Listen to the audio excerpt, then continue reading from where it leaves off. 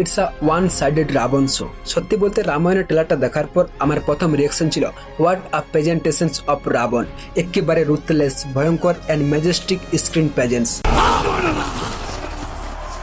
এই ট্রেলারটা শুরুই হয় রাবণকে দিয়ে, যেখানে দেখানো হয় কিভাবে সে কুবেরের কাছ থেকে লঙ্কাকে দখল করে লঙ্কাধিপতি হয়েছিল।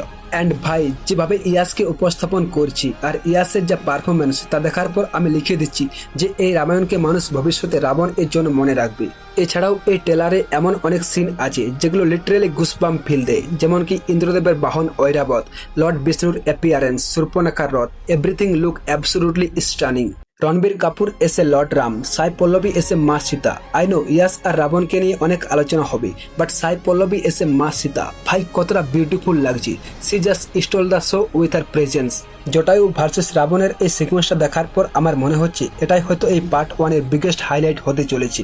বাকি আমার সব থেকে যেটা ভালো লেগেছে তা হলো মেকার্সরা actually listen to the audience. রাক্ষসদের ডিজাইন এখন অনেক বেশি ইন্ডিয়ান ঐতিহ্যের সাথে মিল রেখেছে, যেটা অডিয়েন্সরা অনেকদিন ধরেই চাইছিল। হ্যাঁ, অবশ্যই কিছু জায়গায় এখনো ভিএফএক্স এর এরর আছে, বাট মুভিটা আসতে এখনো অনেকদিন বাকি আছে, তো আশা করি ততদিনে সবকিছু ঠিকঠাক হয়ে যাবে। But one thing is clear, Ramayana is definitely not another Adipurush.